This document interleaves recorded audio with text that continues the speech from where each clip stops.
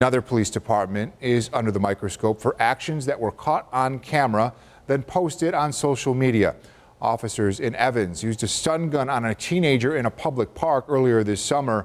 And as I-Team Chief Investigator Charlie SPECHT shows us tonight, they used it more than once.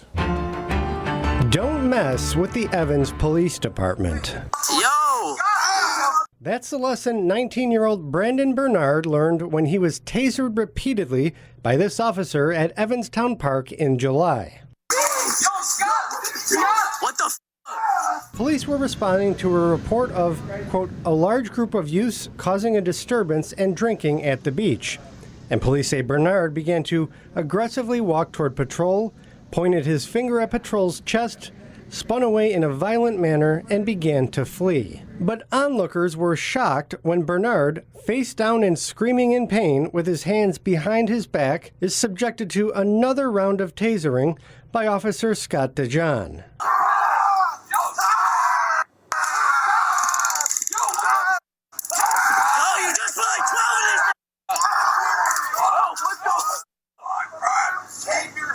The video went viral on Facebook, and Evans taxpayer Bob Catalano brought it to the attention of the I-Team. I thought, this is unacceptable. The police owe us an explanation on what happened here. This man didn't look like he was resisting arrest to me. Neither Officer DeJohn nor Police Chief Douglas Zora would sit down for an interview. But Zora told the I-Team in a phone interview it was a routine arrest. The officer did what he was supposed to do. I don't see anything the officer did wrong. But this was not an isolated incident. An investigation by the 7 Eyewitness News I-Team reveals years of alleged misconduct by the Evans Police Department, as detailed in multiple state and federal lawsuits, often resulting in confidential settlements with taxpayers who say they were harassed and abused. In simple terms, two guys jumped a guy from behind who had committed no crime and took him to the ground. That's what happened. Attorney Nelson TORRE defended this man who came to the Evans police station in 2014 after noticing his girlfriend's car in the parking lot. Officers originally told the man that his girlfriend was not at the station, which video shows was not true.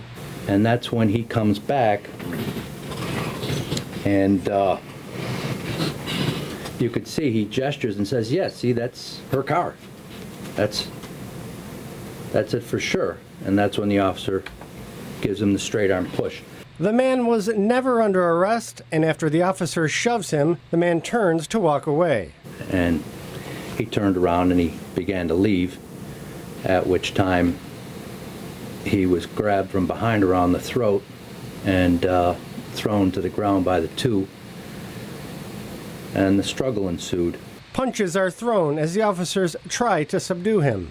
Blows are thrown at his head while he's on his back by one officer as the other one is shocking him in the chest. The official policy of Evans Police is to, quote, use force only when the exercise of persuasion, advice, and warning is found to be insufficient. And the testimony at the public jury trial revealed that he had been tased somewhere in the neighborhood of 24 times. The man was charged with resisting arrest and disorderly conduct and was taken to the Erie County Holding Center. But a jury of Evans taxpayers decided the charges should not stand. The jury was back in 15 minutes or less with an acquittal on all counts, as they should have. Zora, the police chief, said in a written statement, all of our officers are highly trained professionals and are out there in the community doing the best they can. The town of Evans has paid out settlements for this case and 3 others involving police brutality. But Evans officials have not fulfilled our Freedom of Information requests sent weeks ago seeking a list of the payouts. To try and snake away from public disclosure. They don't want transparency. They don't want the taxpayer, the people who are paying the bills, to know what's going on. The town supervisor also did not return our messages seeking comment on whether she has confidence in the police department. But overall, there's some systemic changes that need to be made in terms of policing and ensuring that there is public safety while people's rights are respected. For the I-Team, Charlie SPECHT, 7 Eyewitness News.